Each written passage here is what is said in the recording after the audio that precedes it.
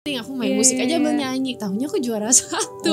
Terus dapat duit sama motor. Aku jual lah motor itu untuk beli saksofon. Lucunya kadang-kadang kalau penontonnya dikit malah tegang, kalau banyak malah kayak yes gitu. Setelah 6 tahun LDR kayak wih, masuk nih Pak Eko, lanjut ya. Kadang kita suka terbelenggu oleh ketakutan kita sendiri. Kita ngerasa kayak aduh gelap banget tapi gak mau jalan. Padahal sebenarnya emang gelap, tapi pas jalan sebenarnya gak ada apa-apa, gak ada lubang, gak ada kelelawar. Cuman ya, kalian harus berani tuh ngelewatin itu. Ya susah sih. Aku ngomong gini juga sendirinya. Kegagalan bukan akhir dari segalanya, kesuksesan juga tidak selalu ada selamanya. Hidup memang silih berganti, tapi kemauan dan keyakinan untuk terus melangkah itu yang harus dimiliki. Dan di Zero to Hero hari ini saya bersama Isyana Sarasvati. Kak Mary, halo. Hai.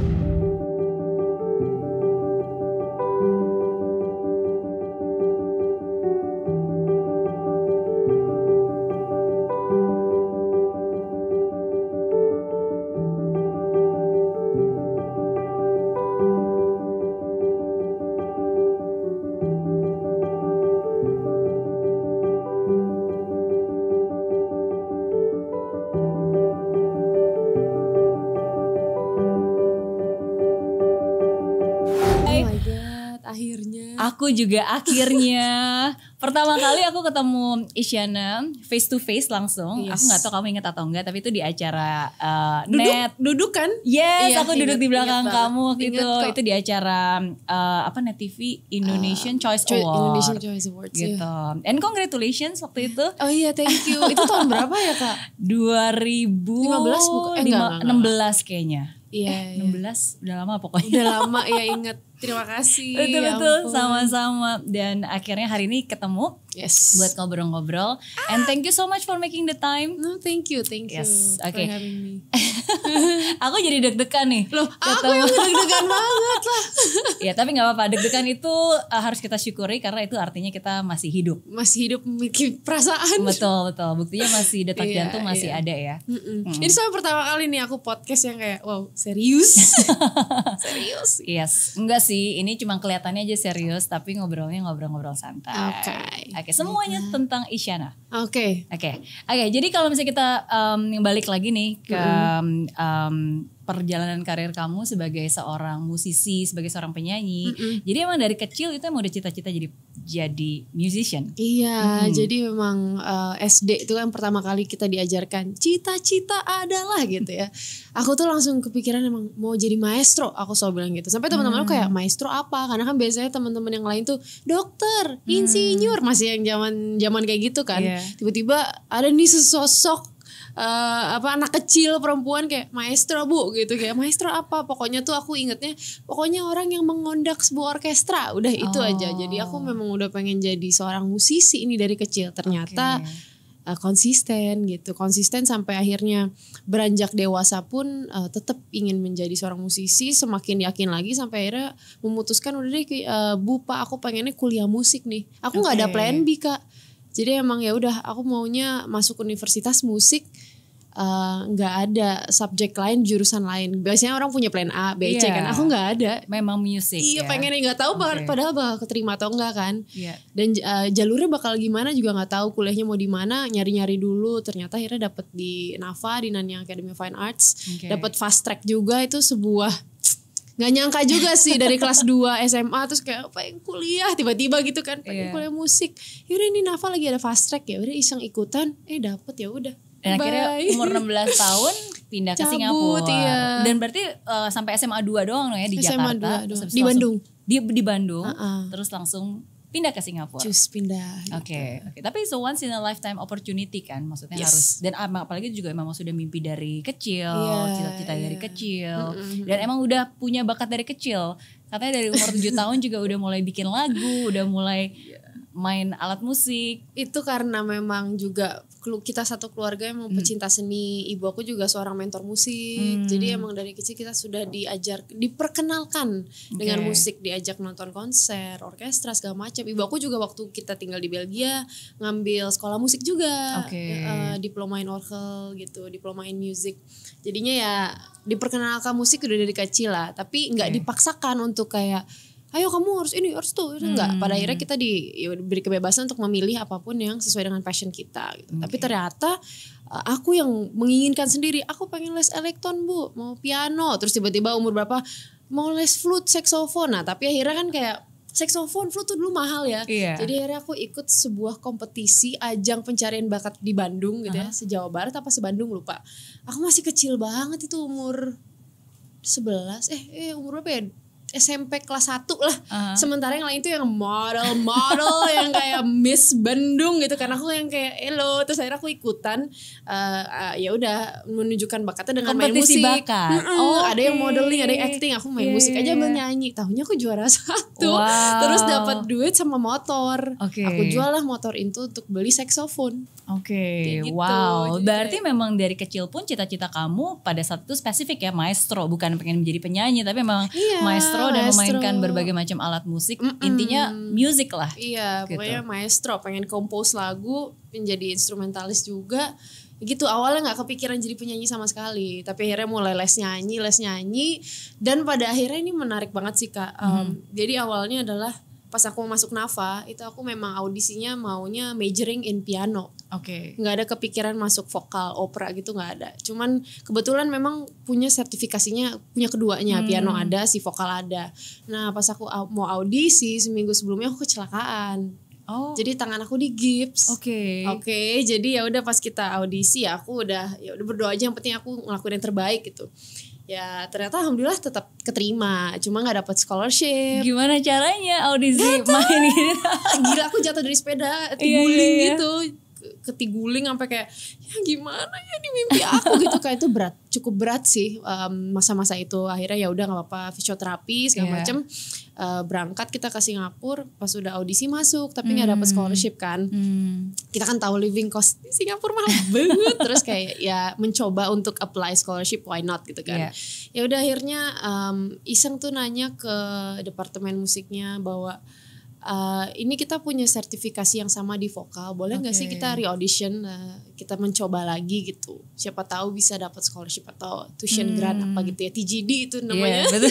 Terus akhirnya dibolehin, boleh katanya gitu. Ya udah ntar datang lagi gini-gini. Akhirnya aku audisi vokal, keterima dan dapat scholarship, dapat TGD. TGD kan, terus tuition grant apa development apa gitu ya. Lupa aku juga. Pokoknya kita tuition grant ya.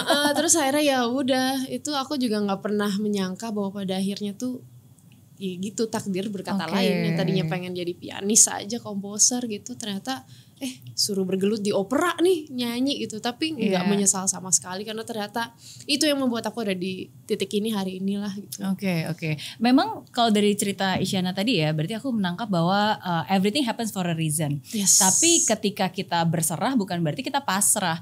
Maksudnya kalau dari yang tadi kamu bilang, walaupun kamu nggak dapet beasiswa, tapi kamu nggak pasrah gitu. Kamu mencoba aja, mencoba why not gitu kan. Kalau misalnya nggak dapet beasiswa yang piano, yang pada saat itu sebenarnya itu yang difokuskan dan yang diinginkan. Terus ya ada kesempatan lain, kenapa enggak? Dan bahkan sebenarnya you took the initiative kan, inisiatif dari Isyana sendiri untuk nanya bisa nggak kita ikut ini, can we try again gitu. Terus udah kepikiran juga nih sampai pada akhirnya kalau memang di vokal keterima dan nggak dapet TGD scholarship juga, ya udah akan tetap ngambil piano dengan bayar full tuition gitu. Ya, tapi ternyata dapet, udah cobain aja deh gitu, nggak ada salahnya. Karena kan kita juga bisa ngambil electives ya, tetap bisa ngambil piano minor atau ngambil komposisi, ngambil kelas-kelas yang lain. Ya udah nggak apa-apa gitu. Berarti memang fighting spirit itu udah selalu ada dari sejak kamu kecil kayaknya ya? Kayaknya iya, karena dari kecil sering banget ikut kompetisi, mentalnya kompetisi. Jadi emang udah sering ngarantina diri, latihan tuh bisa 7-8 jam setiap hari, karena ya emang ada kompetisi ini gitu. Jadi ya gitu. Iya. Tapi emang bener banget sih apa yang kita tanamkan dan lakukan secara terus menerus dari sejak kita kecil, itu yang benar-benar membentuk kita saat ini. Ya kan, maksudnya I believe sama seperti kayak 10,000 hour rules kan, kalau aku kita percaya banget 10.000 jam. 10.000 jam bener kan. Jadi untuk bisa menjadi seorang yang sukses banget, yang legendary, ya kamu harus melalui semua proses itu. Dan ada bedanya kalau kamu latihannya cuma 4.000 sama 8.000 sama 10.000 lebih gitu. Bener banget. Itu bener banget. Tuh sekali, aku juga percaya banget sama hukum 10.000 jam tuh diajarin bapakku. Kayak udah lakuin aja 10.000 jam dengan passion, kamu akan sampai pada tujuan kamu gitu. Dan terbukti. Yes. Tapi selama 10.000 jam itu kamu laluin gak sendiri ya? Aku dengar-dengar ada yang namanya Jimmy yang nemenin kamu. Jimmy tuh malah baru-baru ini dia. Oh iya gitu. Jimmy tuh pas udah masuk industri musik Indonesia. Baru tuh aku ketemu sama si Jimmy. Oke, mungkin pada bingung nih Jimmy siapa ini? Jimmy itu adalah keyboard kecil aku yang aku suka tenteng ya. Aku kalungin untuk main gitu. Karena emang dia tuh pemanis buat di panggung ya. Jadi selain bawa piano, aku biasanya beberapa lagu yang emang kayaknya ini cocok nih di Jimmy-in. Aduh di Jimmy-in. Dipakai Jimmy ya udah dipakai. Kenapa sampai dinamain? Aku emang suka nama-namain barang yang aku punya. Oh iya. Jadi kayak aku punya keyboard warna merah. Terus aku lihat tomat nih kayaknya gitu. Jadi di sini tomat. Terus si yang Jimmy banget gitu. Gak tahu kayak Jimmy aja keluarnya, ya udah Jimmy gitu. Jadi semua alat musik ada namanya nih. Beberapa. Ya? Mayoritas ada. Ada tomat, ada Jimmy, ada satu lagi ada nggak? Dulu ada tapi aku lupa ya namanya, dan aku suka mengganti-ganti nama sih emang bener-bener ya. Panggilan aja ke orang terdekat ganti-ganti terus, berevolusi terus tuh dia. Tergantung situasi, keadaan dan juga kondisi dan sehidup. Iya. Tapi aku dengar-dengar juga pernah cita-citanya sempat pernah terpikir jadi koki. Itu kalau kadang-kadang kalau ditanya media, Isyana kalau nggak jadi musisi jadi apa pengennya gitu. Ya udah jawabnya koki gitu. Karena aku foodie banget, suka makan tapi pengen bisa juga masak apapun yang aku pengen makan. Jadi kayak pengen jadi koki gitu aja sih. Oke, tapi forever and ever music is your language and music is your life. Yes. Oke. And literally benar-benar music is your language ya, karena itu menjadi bahasa kamu. Bener banget sih. Maksudnya udah representasi dari suaraku yang terpendam tuh cuman di musik. Kalian gak bisa menemukannya di mana-mana lagi gitu. Kapan kamu menyadari bahwa musik itu adalah alat untuk kamu bisa berkomunikasi? Waktu kecil mungkin nggak sadar ya, tapi ternyata dari kecil tuh udah selalu lari ke musik. Pada saat aku senang, sedih, apa itu tuh katanya aku suka ngerekam-rekam sendiri langsung, dan itu ibu aku yang menemukan. Nah dari situ akhirnya ya belum sadar, masih kecil lah ya, kayak ya udah ngelakuin aja sesuai dengan kata hati gitu. Ternyata pas tahun 2008 aku diikutin kompetisi komposisi sama ibu aku. Dan akhirnya tiba-tiba ya ini kamu bikin komposisi, nanti komposisinya tuh akan kompetisikan dari tingkat yang sekolah musik, terus tingkat regional, nasional, Asia sampai dunia gitu. Kamu bisa sampai mana? Tapi ya kamu pokoknya lakuin yang terbaik aja. Akhirnya aku pas banget tahun itu tuh kakakku pergi ke Amerika untuk ngelanjutin sekolah. Dan aku merasa kehilangan sekali. Akhirnya aku membuat komposisi judulnya Wings of Your Shadow. Itu tentang kakakku. Ternyata masuk terus tuh, masuk sampai tingkat dunia. Wow. Jadi masuk 12 besar tingkat dunia, dan kita dikonserin di Jepang di Bunkamura Hall. Itu juga jadi turning point aku sih, dimana kayak wah musik tuh bisa diapresiasi sebesar ini ya. Dan itu aku 2008 umur berapa ya?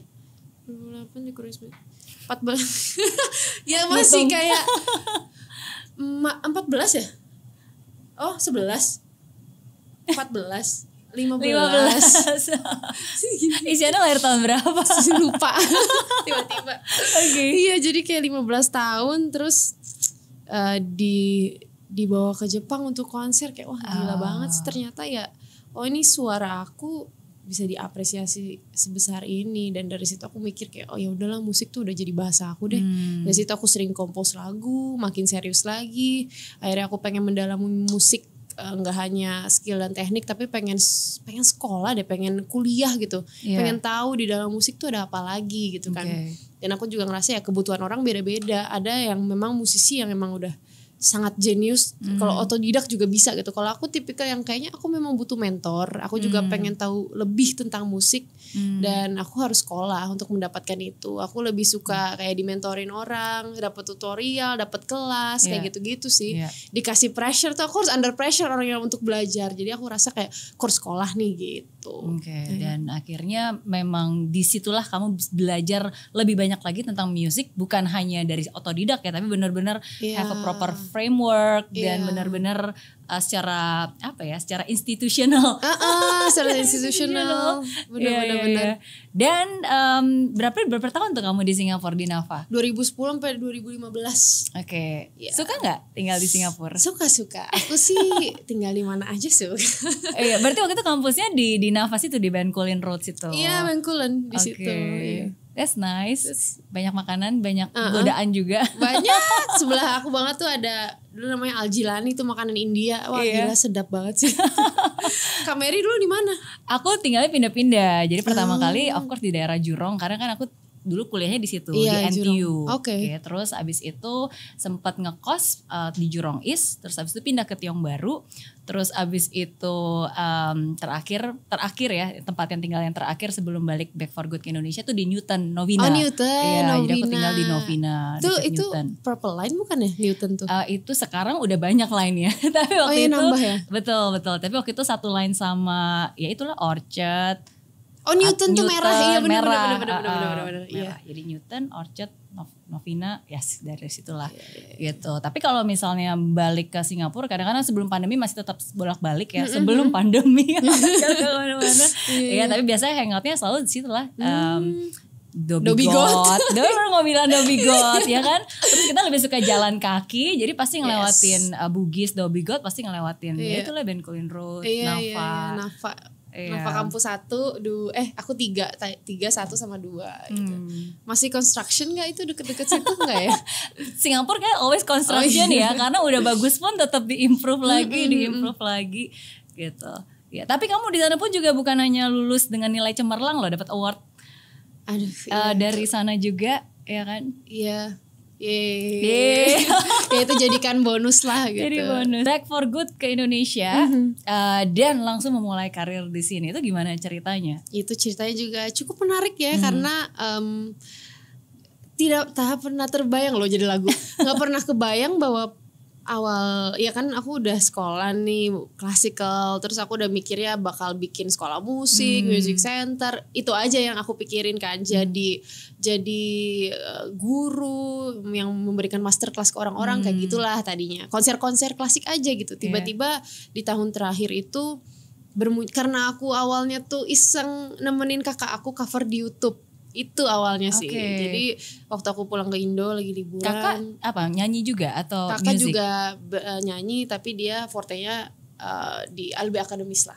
Oke. Gitu. Terus akhirnya dia kayak iringin aku dong nyanyi gitu. Terus kamu main piano aja, suara-suara duain. Gitu. Ya udah gitu kan. Mau dimasukin kemana gitu?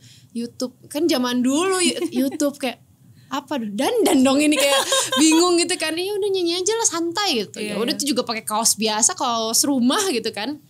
Akhirnya nyanyi, kita upload lah tuh di YouTube. Langsung di channel aku ya kalau nggak salah ya. Aku lupa ya, di channel aku.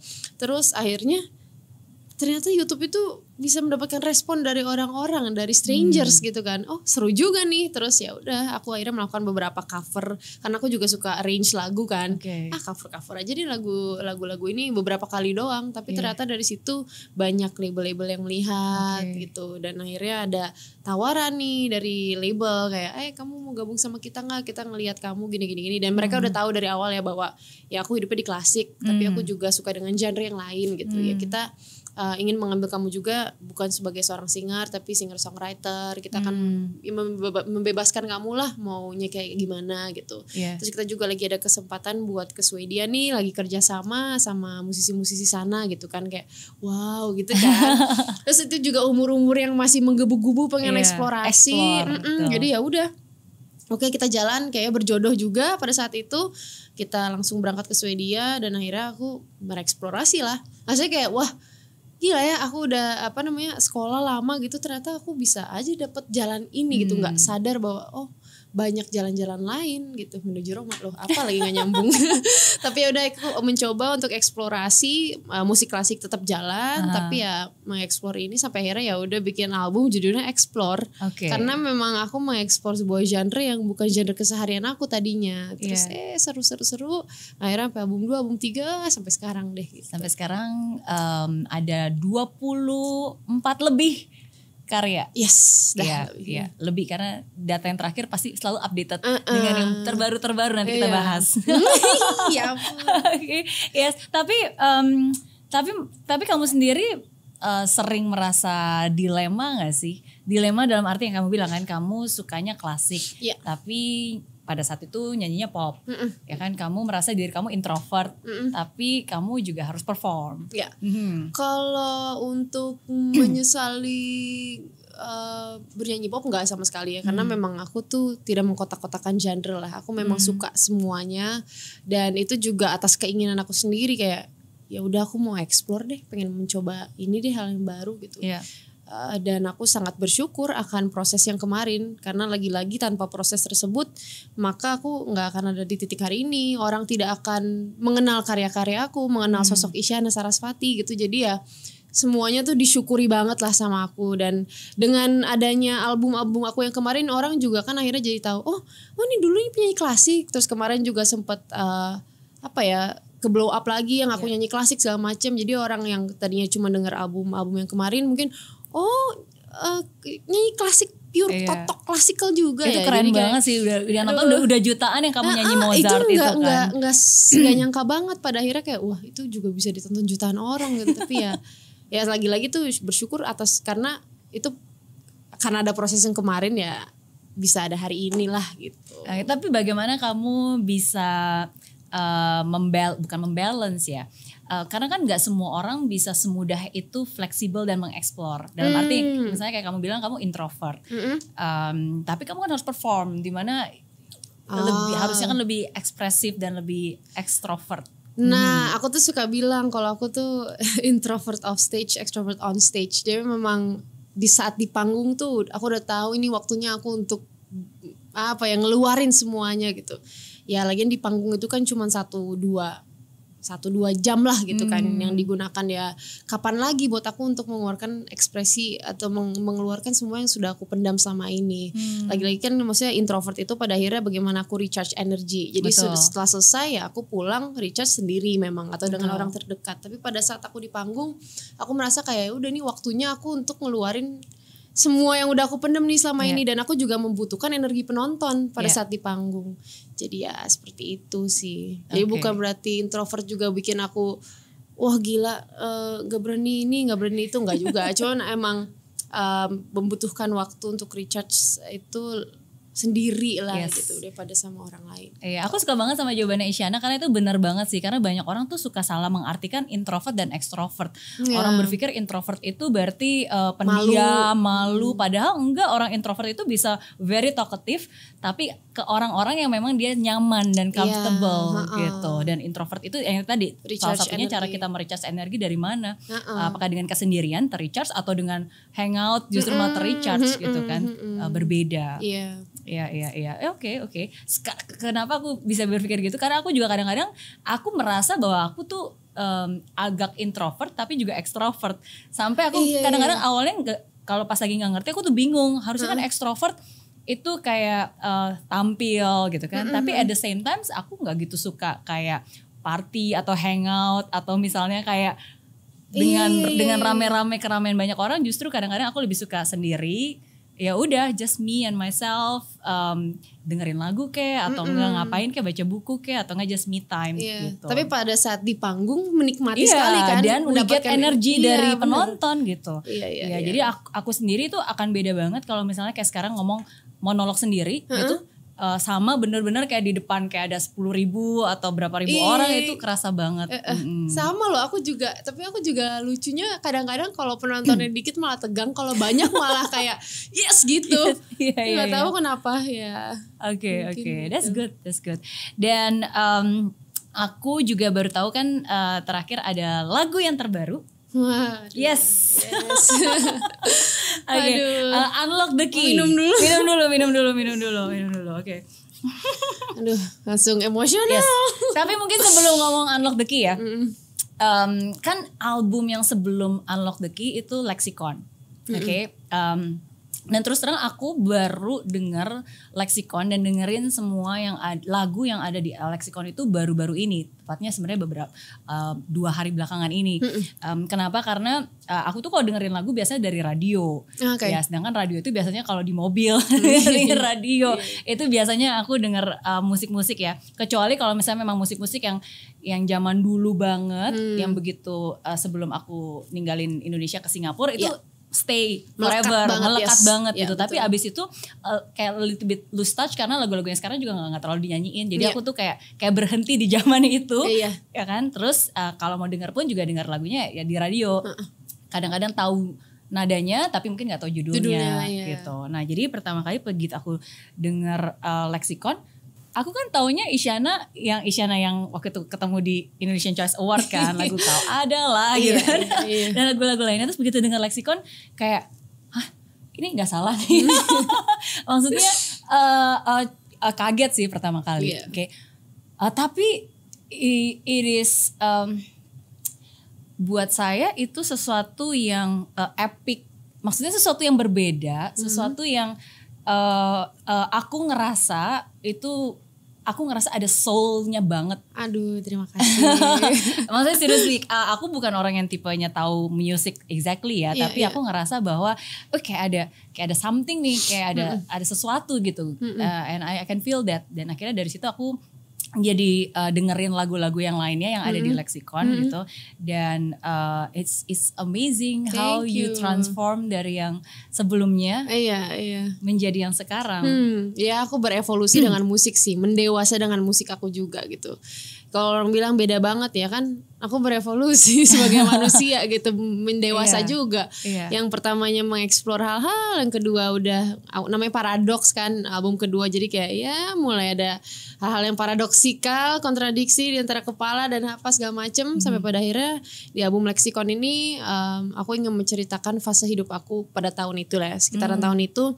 Apa yang terjadi dengan kehidupan aku, terus apa ya, keresahan, gejolak perasaan, kebahagiaan yang aku lewati, ya intisari perjalanan hidup dan cinta seorang Isyana tuh semua ada di Lexicon lah. Makanya namanya Lexicon kan kamus hidup gitu. Jadi aku pengennya kamus hidupnya Isyana gitu. Sampai pada akhirnya Lexicon keluar itu jadi ini album yang terapeutik banget sih buat aku. Aku nggak mengekspektasikan apa-apa juga pada album ini karena ya udah bunyinya kan pasti akan berbeda jauh dari satu dan kedua gitu. Jadi ya udah pokoknya keluarin ini sejujurnya seperti ini aku apa adanya di tahun ini. Ya udah ini yang karyaku seperti, ternyata responnya waduh nggak nyangka sih ternyata responnya sebaik itu. Terus juga Lexicon mendapatkan beberapa penghargaan kayak wih gila cuy gitu kan. Terus akhirnya juga ternyata banyak orang yang menjadikan Lexicon tuh medium terapeutik juga buat mereka. Mereka merasa terbantu dengan lagu-lagunya, cerita-ceritanya sangat mengharukan. Jadi kayak wow, ternyata sebuah lagu yang diciptakan dari keresahan sang penciptanya ternyata juga bisa memberikan impact yang baik terhadap orang ya, bisa nolong orang lain. Jadi wah, ya udahlah. How do you find the courage? Apa yang membuat kamu berani gitu? Karena kan itu resiko banget kan. Dalam arti ada resikonya, maksudnya yang selama ini udah ngikutin kamu dan sudah terbiasa, terus tiba-tiba ini kan jadi genre yang berbeda, genre yang yang unik. Kalau di Indonesia ini bukan mainstream sebenarnya. Kalau di bisnis musik Indonesia juga bukan sesuatu yang mainstream. Ya gimana ya, itu makanya Kak, aku tuh kalau bikin musik selalu spontan, nggak ada rumus. Jadi memang pada saat itu keluarnya kayak gitu, jadi nggak bisa aku paksain juga. Dan ya udah, nggak ada rumus, nggak ada apa-apanya, nggak mikirin kayak ya udah gimana ya, nggak ada kayak gitu sih, keluar aja gitu. Kayak seperti album yang lagu yang terbaru ini, ya memang ada sesuatu yang terjadi dan pas aku ngeluarin ya keluarnya kayak gitu, ya udah. Jadi ya nggak mikirin di sisi itunya lah gitu. Karena ya yang paling penting adalah kita bisa mengekspresikannya tadi, because music is your language. Jadi itu cara kamu untuk menyuarakan. Gak ada lagi wadah yang lain untuk aku menyuarakan isi kepala dan hati kan. Gitu. Kita bahas Lexicon dulu ya, karena aku pengen banget bahas yang terbaru nih. Tapi pasti kan ini berevolusi awalnya dari Lexicon, benar gak? Yeah. Jadi meaning dari lagu Lexicon itu apa? Karena kalau ya setiap orang pasti punya interpretasinya sendiri ya. Aku pertama kali dengar. Aduh, kalau kakak gimana? Aku sebenarnya nggak terlalu ingin memberitahu ya secara spesifik artinya tentang apa, karena aku senang banget dengerin interpretasi orang-orang gitu. Aku membiarkan lagu aku itu menjadi lagu yang multitafsir. Oke. Kalau menurut kakak aku gimana? Ya, aduh, ntar salah. Tapi orang bisa berinterpretasi. Bener-bener ini bebas banget kok, lagu aku tuh bisa kemana aja. Jadi Oke, jadi ada beberapa kata yang itu cukup melekat. Jadi ketika pertama kali, wah langsung aku seneng banget soalnya kayak pengen tahu gitu nih. ya. Oke, tapi semoga nggak salah karena aku kan nggak hafal liriknya. Tapi ini yang beberapa kata-kata yang melekat. Maksudnya ketika di awal Nirwana itu memberikan sesuatu, terus yang ditanam kenapa jadi berduri gitu. Itu aku oke.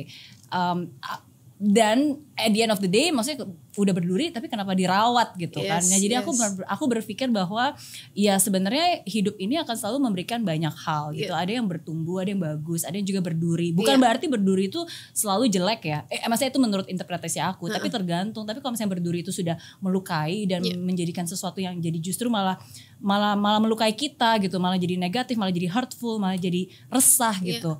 Ya ada saatnya dimana kita harus ya just let go gitu. Ya jadi ada saatnya nih, this is your time for you to get away from my life gitu. Kalau hadiahnya Kak kopi tapi itu my interpretation gitu. Karena bener. maksudnya again seperti saya bilang bukan berarti berduri itu nggak bagus ya. Mawar pun juga berduri tapi kan tuh tetap indah. Tapi kan kalau misalnya hal itu membuat kita kalau toksik durinya ada yang emang memberikan aksen baik atau memberikan bukan aksen memberikan sesuatu yang mendorong kita menjadi lebih baik, nggak apa-apa duri-duri itu. Tapi kalau duri-durinya toksik dan ngerasa kayak it's too much dan it's not for me gitu, buang aja gitu. Iya betul. Kalau durinya bisa dilunakin jadi makan kan ada makanan yang bisa durinya dimakan kan. Iya benar. Dimakan tuh malah jadi kekuatan buat kita. Ikan berduri bandeng presto, durinya bisa di presto, bisa kita makan, it's fine. Iya benar. Tapi kalau enggak ya why not gitu. Itu sih yang aku bayangin. Dan aku selalu, karena aku tuh selalu bilang bahwa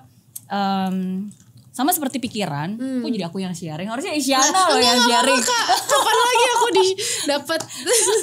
Enggak, tapi it reminds me a lot dengan situations. Karena kan di pikiran kita tuh ada banyak hal ya. Maksudnya pikiran positif dan negatif dua-duanya bagus karena harus seimbang. Karena kalau kita nggak punya pikiran negatif, kita akhirnya ya optimis terus, kita nggak memikirkan, kita nggak berhati-hati gitu dalam melakukan. Betul, tapi kalau misalnya itu negatif, aku selalu bilang itu sama aja kayak kamu membiarkan pencuri tinggal di rumah kamu gitu. Kalau pencuri itu tinggal di rumah kamu tiap malam dia ngambilin, grogotin harta-harta kamu, ya masa kamu mau begitu terus? Nah jadi sometimes pikiran negatif pun juga seperti itu gitu. Kita membiarkan pikiran negatif itu tinggal di pikiran kita dan mencuri kebahagiaan kita, mencuri talenta kita gitu untuk bersinar, mencuri segala hal lah yang sebenarnya harusnya jadi bagus gitu. Kalau itu sudah seperti itu ya udahlah, usir jauh-jauh. Ya seperti kata kalimat terakhir di lagu Lexicon. Yang berduri kau dirawat, kau kira selamanya mereka akan percaya, tapi maaf waktumu telah tiba gitu. Pergi dan it's gone gitu. Aku pengen banget ada kelanjutannya tapi selesai. Iya, tapi sebenarnya banyak dari lagu-lagu di albumnya juga untuk memberikan itu motivasi dan semangat agar memberitahu bahwa di dalam hidup selalu akan ada lika-liku kehidupan gitu. Tapi kita harus beranilah hadapi rasa takut, rasa kegagalan, jadikan jadikan kegagalan itu jadi proses pembelajaran di hidup gitu, proses perjalanan hidup kita. Yang penting kita pada akhirnya harus tetap fokus pada selanjutnya nih titiknya mau kemana gitu, titik tujuannya mau kemana, fokus ke situ aja. Dan percayalah setiap kegelapan akan ada titik terang baru. Berani aja tuh lewatin tuh terowongan gelapnya. Kadang kita suka terbelenggu oleh ketakutan kita sendiri. Kita ngerasa kayak aduh gelap banget tapi nggak mau jalan. Padahal sebenarnya emang gelap, tapi pas jalan sebenarnya nggak ada apa-apa, nggak ada lubang, nggak ada kelelawar. Cuman kalian harus berani tuh ngelewatin itu. Susah sih. Aku ngomong gini juga sendirinya struggle, tapi aku berusaha untuk kayak pasti bisa lah gitu. Set me free from the darkness. Yes, tapi justru karena gelap makanya kita harus jalan. Karena kalau udah gelap kita diem di situ ya gelap terus kan. Benar. Kalau kita jalan at least kan masih ada kesempatan untuk berubah. Iya betul, ya sih? Betul, gitu. So that's my interpretation, my first interpretation ketika pertama kali aku dengar lagu Lexicon. Dan lagu kedua aku dengar ini Pendekar Cahaya. Tapi kalau itu harus dari Isyana dong, karena Isyana yang membuat dan ini salah satu bentuk curahan hati, dedikasi. Dedikasi untuk suami tercinta sih. Jadi emang Pendekar Cahaya tuh suami, aku bikin lagu untuk suami tentang ya perjalanan yang kita lewati lah, sudah cukup lama sih, gak cukup lama. Cukup lama ya, sekarang berarti udah kenal dia 13 tahun. Terus akhirnya pada saat mau nikah tuh pas banget ya, mau ada album Lexicon, terus juga udah mau persiapan pernikahan kan. Tiba-tiba aku kepikir gitu, oh ini sosok ini bener-bener ya menemani aku dari awal banget sampai sekarang gitu. Tiba-tiba ya hatiku lagi berbunga-bunga sendiri di rumah sendiri. Akhirnya aku naik ke studio langsung bikin. Dan yang aku kebayang tuh pada saat membayangkan sosok Raihan gitu, gila nih pendekar cahaya aku banget nih, karena dia sering banget membantu aku dalam pada saat aku lagi gelap, pada saat aku lagi kehilangan arah, dia tuh selalu ada. Langsung emosional, nangis. Ya udah akhirnya aku dedikasikan sebuah lagu lah, Pendekar Cahaya gitu. Dan meaningnya bukan hanya dari kata-katanya, tapi dari untayan melodinya juga. Betul. Dari dinamika lagunya, dari awalnya cuman sangat minimalis, pianoan doang. Gimana pada saat kita bertemu tuh masih masih sangat pure gitu hati kita, sampai pada akhirnya kita melewati lika-liku, melewati ups and downs dalam relationship, dalam kehidupan kita masing-masing ya. Kayak musiknya semakin besar, semakin grande dan complicated, tapi pada akhirnya kita kembali lagi mengingat bahwa ya kita memiliki cinta yang tulus yang membuat kita menjadi bersama ya gitulah. Jadi dalam musiknya juga ada rangkaian emosinya gitu. That's so beautiful. Thank you. Butuh waktu berapa lama untuk buat? Buat lagunya lumayan cepet sih. Itu salah satu lagu yang cepet banget dibuat ya di album Lexicon. Jadi aku pas main piano itu langsung sambil humming melodi dan lirik. Biasanya aku bikin itu biasanya langsung sambil humming melodi. Tapi kadang-kadang nggak pakai lirik. Kalau ini tuh langsung. Jadi pas tengeng awal mula gitu langsung. Aku bersapa lalala gitu lah. Langsung inget-inget zaman-zaman SMP. Aduh buset, cinta monyet. Cinta monyet yang akhirnya sekarang menjadi cinta sejati. Pendekar Cahaya. Gimana nih cara bisa memanage that long relationship? Walaupun di tengah-tengah kalau gak salah sempat ada LDR juga. 6 tahun kita LDR sih. Pas lagi di Singapura dong? Iya, dia di Jogja. Di UGM, aku di Singapura. Pas aku udah pulang ke Indonesia, dia masih di Jogja. Jadi ya LDR, gila karena udah lama aku sampai gak inget loh. Tapi ya cukup berat ya. Cuman pada akhirnya karena aku juga fokus banget sama karir, dia juga fokus karena kedokteran kan sibuk banget ya. Dan kebetulan akunya juga memiliki kesibukan sendiri, jadinya nggak terlalu ke distract juga. Kalau misalkan akunya nggak terlalu sibuk atau nggak terlalu fokus sama karir kan pasti nyari celah tuh ya, cewek banget kan yang kayak di mana nih ini gitu. Ya kalau aku tuh kebetulan untungnya di sekolah sibuk banget, harus latihan, harus ada recital setiap minggu, kelas apa segala macam. Ya udah akhirnya kita bisa ngelewatin itu. Ya nggak semudah itu juga lah ya, tetap ada ups and downs-nya. Kalau LDR itu pasti kalau tiba-tiba dia lagi apa tuh sebutannya lagi dikirim kemana gitu untuk bertugas tuh sinyalnya nggak bagus, kayak gitu-gitu kan kadang-kadang waduh mana nih yang kayak gitu. Tapi ya normal lah seperti pasangan pada umumnya. Yang penting harus saling percaya aja, terus mikirnya juga jangka panjang. Terus kebetulan kita LDR juga umur udah cukup dewasa ya, jadi bukan kita LDR pas masih muda, jadi udah melewati juga banyak proses kan. Jadi udah lebih percaya satu sama lain. Justru ujian itu ya untuk menguatkan dan meyakinkan satu sama lain. Sangat kan menguatkan dan akhirnya meyakinkan juga setelah 6 tahun LDR kayak wih masuk nih Pak Eko, lanjut ya gitu. Lewat nih LDR-nya berhasil kayak gitu. Apa komentarnya Rehan begitu tahu lagu yang didedikasikan itu untuk dia, Pendekar Cahaya? awalnya aku dengerin nggak ngomong dulu, dengerin nih lagu Menakar Cahaya, bagus, nggak sadar sampai aku ini lagu buat kamu. Oh iya, akhirnya dia kayak biasa berkaca-kaca aja lah matanya gitu. Oke. So iyalah, siapa juga yang nggak tersentuh dibuatkan lagu, apalagi kan kalau misalnya bener-bener tahu kan setiap lagu pasti ada story-nya. Maksudnya kalau kalian tahu, yang maksudnya kalian berdua yang pastinya tahu exactly what happened kan. Iya benar. Oke. Dan yang ketiga yaitu Sikap Duniawi. Oh, I love that song. Itu lagu untuk memotivasi aku tuh kalau lagi mulai ada toksik kanan kiri, apalagi pandemi gini ya Kak. Maksudnya banyak sekali hal-hal toksik di sosial media gitu. Dan kalau kita nggak hati-hati memfilter itu bahaya banget. Kadang kita terlarut juga tuh dalam drama-drama online. Jadi makanya aku akhir-akhir ini sering banget detox sosial media, menggunakan gadget seperlunya. Karena aku ngerasa ya itu jalan terbaik lah buat kesehatan mental aku juga kan. Kita kadang-kadang gimana ya, biasanya kita bisa ketemu orang, bisa langsung berkomunikasi. Sekarang untuk menggapai dunia luar itu aksesnya cuma lewat internet. Jadi kayak pasti kaget lah kita gitu. Betul, dan kalau kita nggak fokus dan easily distracted karena aksesnya lewat internet, jadi ke browse yang macam-macam dan nggak sengaja. Iya. Ya udah itu kadang-kadang aku dengerin Sikap Duniawi, kalau nyanyi Sikap Duniawi itu jadi kayak gak usah dengerin kata orang.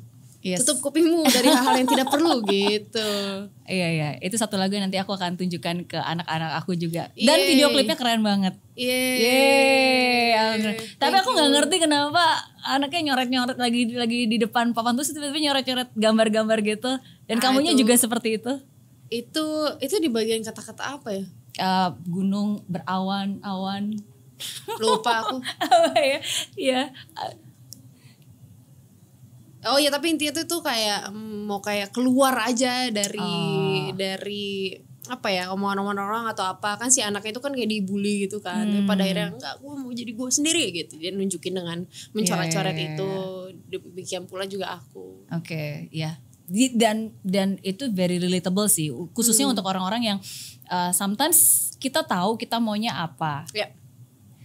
Tapi sebenarnya komentar orang kan juga pasti ada maksudnya dong gitu kan. Tapi sometimes balance between bahwa actually I know what I want, tapi at the same time juga ya kita punya keberanian untuk ya udah, mungkin ada yang suka, ada yang nggak suka, mungkin ada yang bakal punya pandangan lain. Tapi if this is what we really want, ya udah just go for it. Itu gitu. Bener banget sih. Aku juga selalu mengingatkan teman-teman aku atau apa yang aduh takut nih kalau mau berkarya nggak disukain orang, kayak udahlah, maksudnya apalagi dunia seni ya, itu kan bukan ilmu yang eksak gitu, itu juga subjektif banget. Jadi emang ya pasti akan ada yang suka dan enggak, ada yang selera atau enggak, itu nggak usah kamu khawatirin. Yang penting kamu nyaman nggak, bahagia dengan karya kamu. Pada saat kamu nyaman dan bahagia dan percaya, ya kamu pasti bisa melahirkan pasar kamu sendiri gitu. Jadi ya udah, just keep being you gitu, just be you aja dalam berkarya gitu. And it's okay to be you because you should be you. Iya.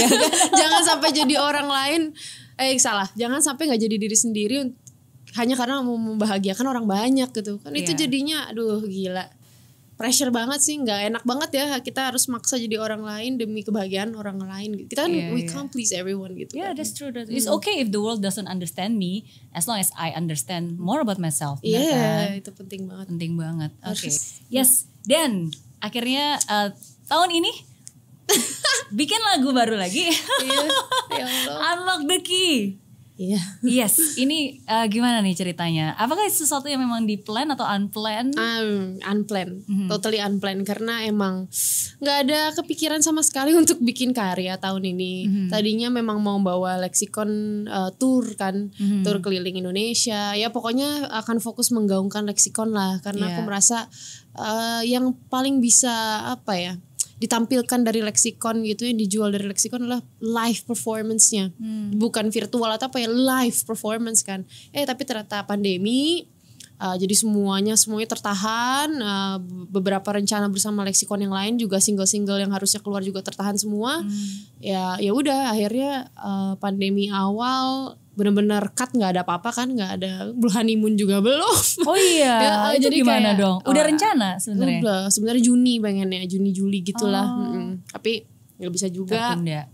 Terus akhirnya awal-awal pandemi itu stuck ya, memang nggak ada keinginan buat lagu ya, karena aku biasanya spontan ya, momentum gitu, nggak ada momentumnya, nggak ada inspirasi juga nggak ada gitu. Tapi aku sangat berterima kasih juga sih sama game, ada sebuah game gitu ya namanya Animal Crossing, dia membantu aku juga, sangat membantu. Tapi ternyata ya tetap aja namanya manusia ya, saya tetaplah ada permasalahan. Terus pada akhirnya bulan Juni, setelah itu pandemi Maret, April, Mei, Juni, setelah 4 bulan akhirnya aku bisa ngeluarin itu semua perasaan yang aku pendem beberapa bulan ini, ke unlock the key gitu. Kayak ya udah, itu juga jadi media terapeutik juga sih buat aku, karena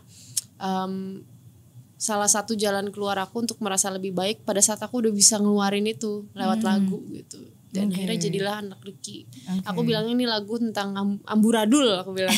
Pikirannya lagi gimana sih lagunya, amburadul.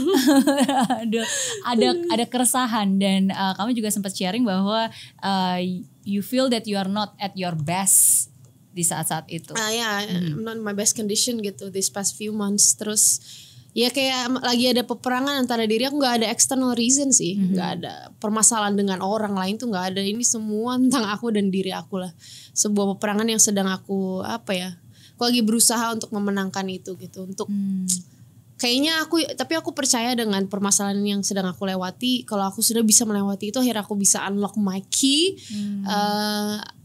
Rasanya aku akan menjadi orang yang jauh lebih baik lagi nih setelah ini gitu. Jadi aku percaya ya udahlah, setiap hidup tuh kita kayak game kan. Misalkan level ini udah selesai, ada level lagi. Ini udah ada level yang lain loh gitu.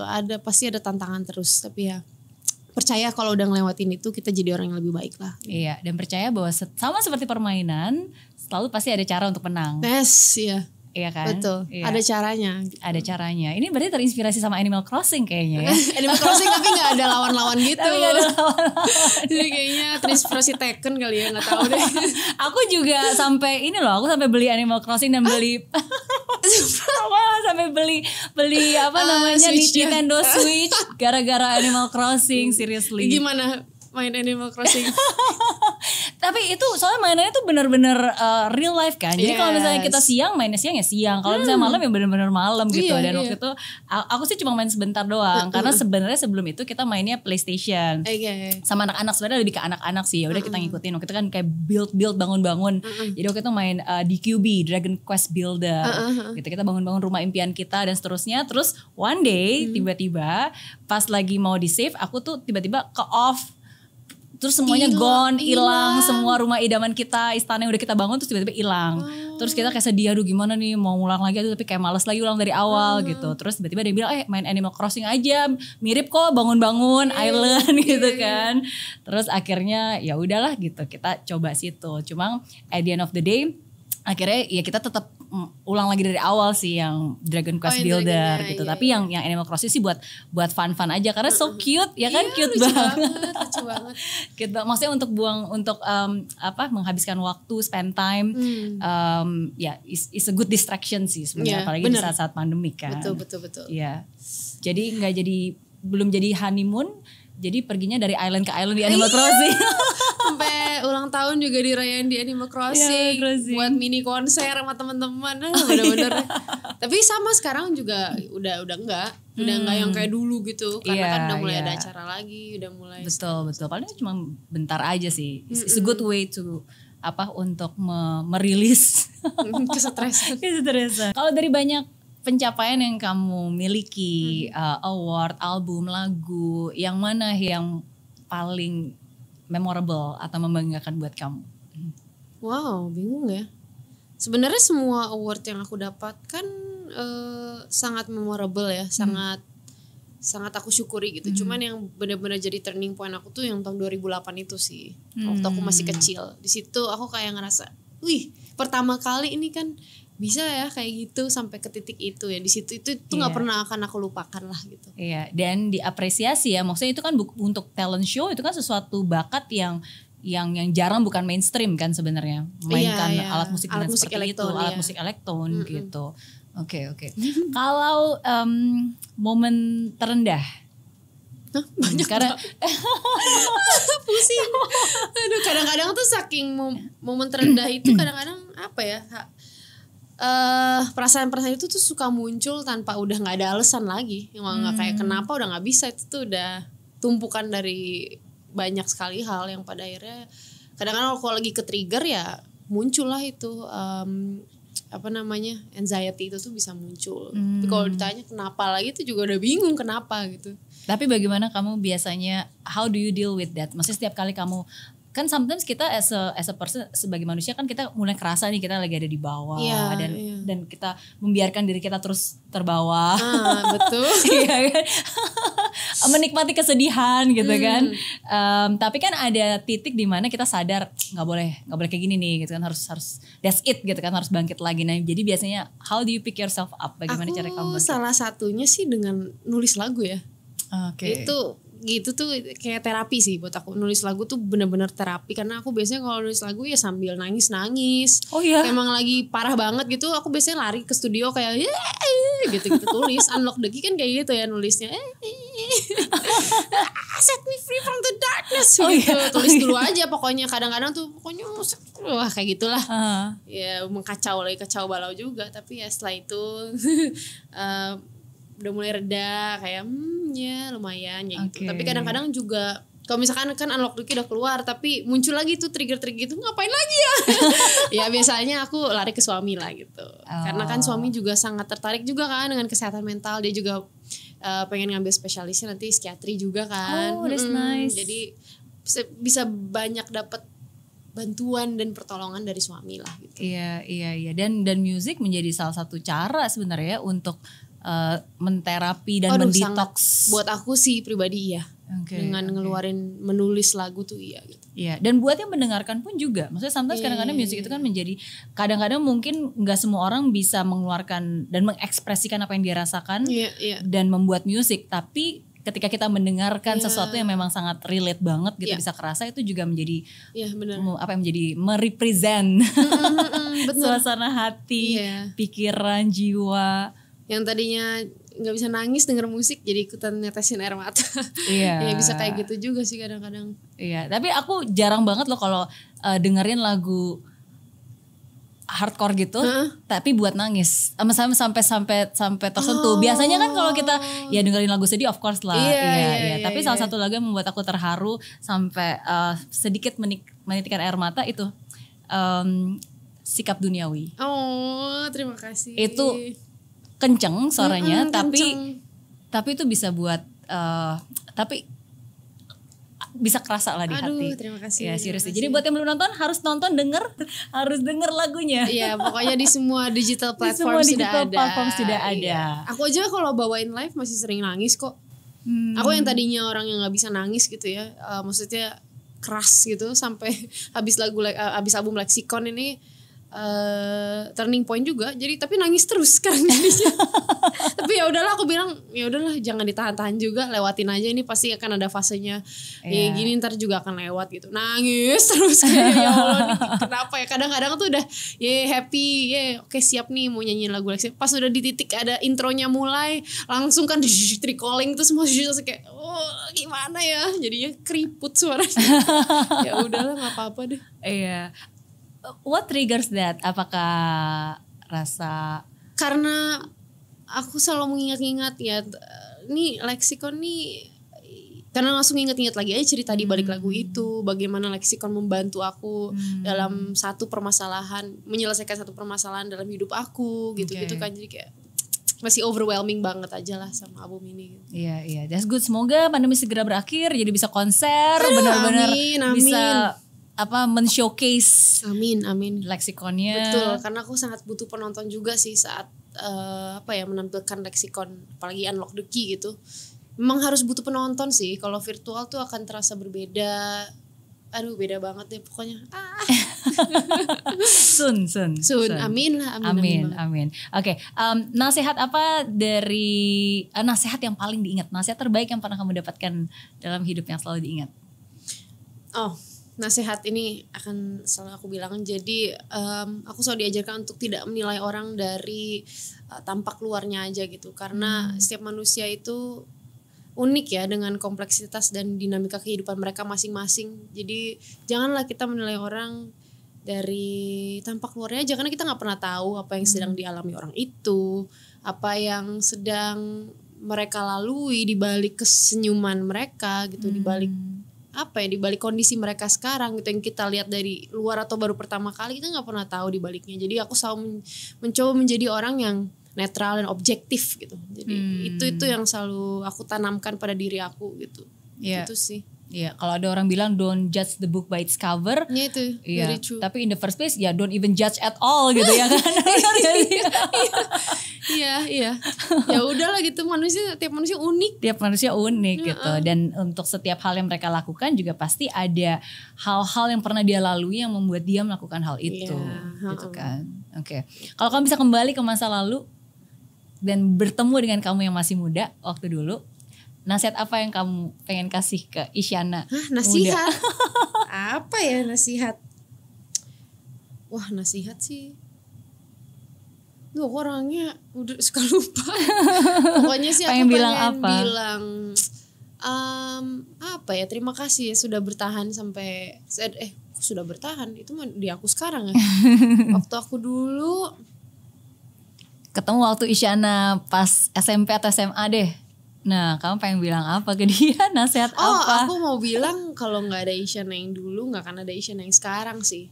Jadi aku berterima kasih banget sih sama Isyana yang dulu, dengan karakternya Isyana yang dulu gitu. Kalau nggak ada dia, aku nggak akan pernah belajar gimana jadi orang yang jauh lebih baik sekarang gitu. Itu sih. Gimana jadi orang yang lebih dewasa, lebih bijaksana, lebih apa lagi ya? Lebih baik secara keseluruhan gitu. Itu aja sih. Iya. Kalau nggak ada Isyana yang dulu ya nggak mungkin ada yang sekarang, ya kan? Ya, dan begitu juga ditunggu Isyana di masa depan. Iya, amin. Oke, terakhir berarti pesan kamu untuk semua orang yang mungkin sekarang sedang mengalami fase-fase darkness, kegelisahan gitu kan, antara gejolak gitu kan, peperangan pikiran batin gitu. Apa message dan pesan kamu untuk mereka-mereka yang mungkin sekarang sedang mengalami peperangan dan kegelisahan itu? Berarti itu message buat aku sendiri juga dong. Gila, aku lagi bingung juga sekarang ya. Iya saran coping mechanism orang kan pasti berbeda-beda ya. Cuman aku sarankan kita mencari coping mechanism yang baik, yang bagus gitu. Jangan yang menyakiti atau melukai diri kita lah gitu.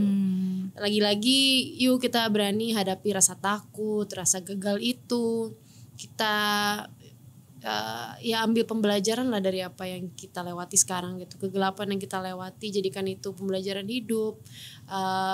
Dan itu adalah perjalanan hidup kita, proses perjalanan hidup kita. Tetap fokus pada titik goals kalian. Kemudian apa lagi ya, kalian juga harus memiliki support system yang baik. Menurut aku itu sangat berdampak ya, kalau kalian maksudnya surround yourself with orang-orang yang orang-orang yang sangat suportif terhadap kalian gitu, karena itu sangat berdampak menurut aku. Itu aja, semangatlah, di setiap kegelapan pasti akan ada titik terang baru, di setiap permasalahan akan ada jalan keluar. Yang penting kalian percaya dan berani menghadapi itu. Yes, gitu. Ambil kembali cahaya itu, ambil kembali. Unlock your key and take back your life. Oke. Gara-gara tadi kamu bilang support system, aku jadi pengen penasaran satu pertanyaan lagi terakhir. Boleh dong Kak. Okay. I believe one of your support system pasti adalah pendekar cahaya Isyana, ya kan? Gimana sih cara dia biasanya menenangkan atau membalance kamu atau mensupport kamu gitu? Cara dia ya beda, tergantung suasana ya. Kadang-kadang kalau memang pada saat itu ya aku cuma pengen nangis ya, jadi temenin aja cukup buat aku. Yang penting saat aku menangis, saat aku gorowokan kayak gitu ya, dia ada di samping aku cukup. Dia udah tahu lah bagaimana cara apa yang aku perlukan. Kan beda-beda ya orang gitu. Kalau aku cuma butuh satu, ditemenin aja sih yang penting. Ya asal aku ngomong apapun gitu ya, nangis-nangis, stres apa segala macem, grounding sendiri di lantai itu aku sering banget kayak kadang-kadang ini udah gak ada jalan keluar, kayaknya aku grounding deh, ya udah aku tiduran di lantai, kembali ke alam lagi gitu kayak untuk ngilangin semua energi yang negatif itu. Literally grounding di lantai, benar-benar di lantai. Gitu aja gitu sambil nangis atau apa, temenin gitu. Terus misalkan terkadang aku nanya, kalau aku lagi pengen nanya gitu, kenapa ya gini, dia akan menjawab. Dia akan memberikan apa ya, masukan-masukan yang menurut aku kayak oh iya benar juga kayak gitu. Jadi emang tergantung suasananya juga. Kadang-kadang kayak ya udah mau apa gitu, mau makan, ya udah makan, langsung kita mau makan itu bisa 7 piring itu bisa banget. Masa sih? Iya aku bisa kayak gitu. Jadi ya tergantung aja suasana. Dia sangat apa ya, adaptif lah orangnya. Oke. Dan percaya bahwa kamu juga pasti punya pendekar cahaya kamu sendiri. Pasti punya. Yang akan selalu menemani kamu di saat-saat susah, apalagi di tengah-tengah kegelapan saat ini. Bentar nggak? Yes. Oke. So thank you sekali lagi buat Isyana. Thank you for sharing your life story. Thank you juga sudah membuat karya-karya yang epic, yang berbeda. Amin. Yang kalau didengar di kuping tuh beda banget dari lagu-lagu yang biasanya masuk. Jadi bukan cuma numpang lewat, tapi benar-benar kayak buat mikir dan diulang lagi, pengen ini apa ya? Itu is very interesting sih. Terapi musik sebenarnya, terapi hati, terapi jiwa. Oke, sukses buat album-album berikutnya juga. Sukses buat lagunya. Salam buat pendekar cahaya. Siap, nanti disalamin. Oke, yes. Dan friends, seperti saya bilang, setiap orang punya cerita, setiap cerita selalu membawa pelajaran berharga. Semoga cerita dari Isyana hari ini bisa membawa pelajaran berharga buat kamu semua. Apapun yang terjadi, tetaplah berjalan, fight till the end and never give up. Yeah, fight till the end and never give up.